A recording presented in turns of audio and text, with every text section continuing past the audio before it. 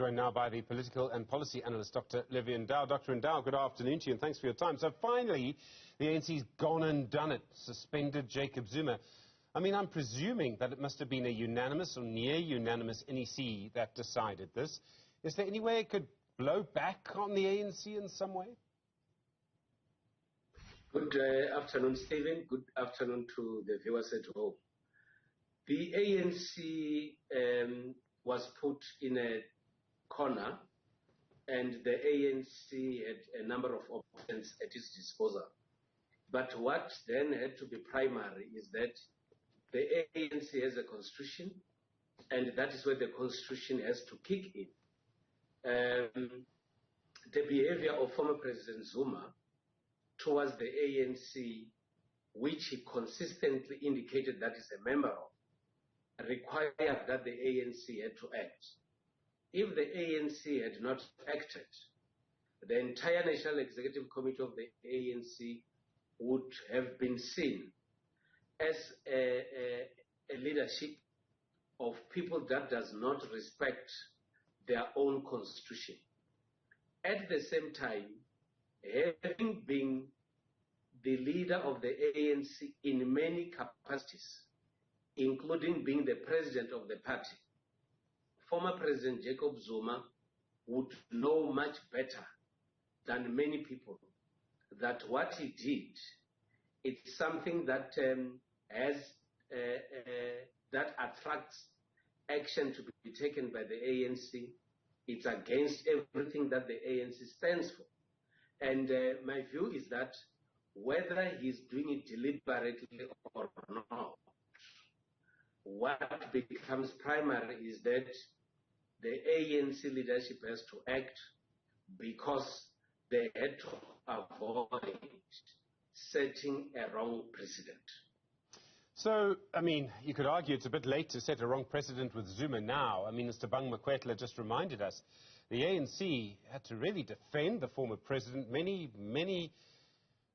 times.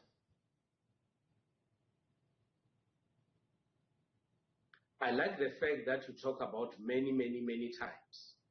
The Jacob Zuma that we see today is the creation of the ANC's tolerance to wrongdoing. If the ANC has been firm in many occasions where Jacob Zuma has not been doing good, they wouldn't have been in this situation today. And now that the ANC, through its renewal program, has decided to isolate people that are charged, people that appear not to be doing what the renewal program stands for, are the people that has to be dealt with by the ANC. Unfortunately, even though they've acted now, they have actually been tolerant for quite some time, and that is why they find themselves in this situation.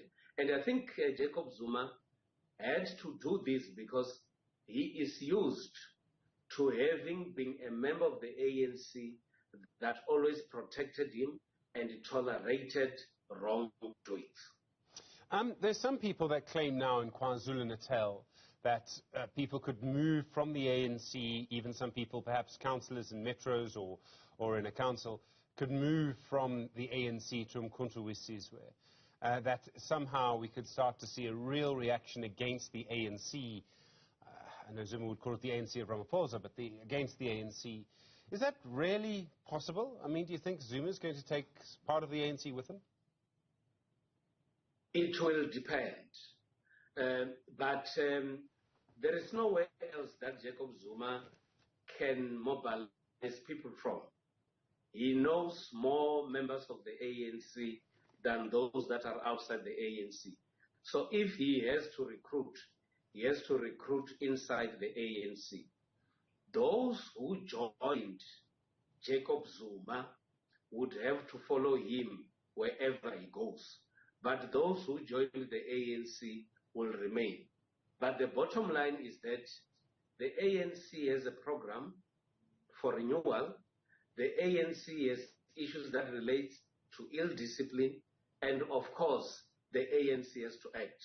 You wouldn't have a situation where, which I think is what the ANC is avoiding, a situation where you have a member within the party who is constantly defying the party and you don't act, because either way, whether you act or not act, this individual is consistently destroying the party that you have.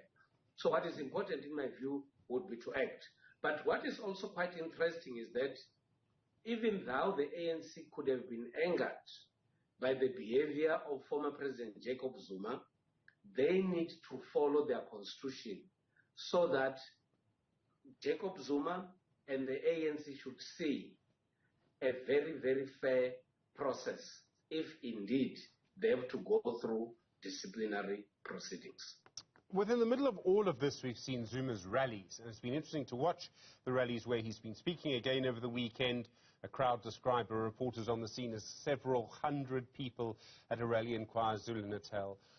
Does it seem that there's quite a lot of organization and resources behind the new uMkhonto Sizwe party? If you're going to do well in an election, as you know, you need resources and money. Every organization, especially in the contemporary political setup, would require resources for its survival.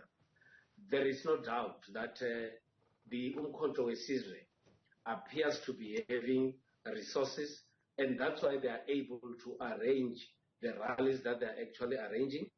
And there was a report, unconfirmed report, that talks about money that has been put into the account, and there is a possibility of having a lot of donors who can be able to fund this uMkhonto Sizwe party. Remember, there is nothing illegal about funding political parties, so there is a huge potential for former President Jacob Zuma to be able to attract funders in order to fund this political party. Within all of this, we now have an election. We have a former president running against the political party that he played a big role in. We have a political picture that's getting more and more complex, and particularly in KwaZulu-Natal. I mean, it seems now KZN really is going to be the focus of these elections. 5 years ago, I think we all thought it would be Gauteng, but now KZN is the game, isn't it? It will depend on how uMkhonto Sizwe party, the ANC in KwaZulu-Natal, the other political parties, the Democratic Alliance, the IFP and the EFF, are going to strengthen their campaigns in that province. There has been a talk that there are forces out there that seek to ensure that the majority of the ANC is weakened. It could be another strategy to do so. But at the same time, uMkhonto Sizwe or any other individual is free to form or join any other political party. And now that the ANC is aware that there are other parties that are there to contest them, it is up to them to up their game, and it's also up to other political parties as well to up their game. And I think we're going to have very interesting elections come 2024, especially when we look at the political dynamics developing in the province of KwaZulu-Natal.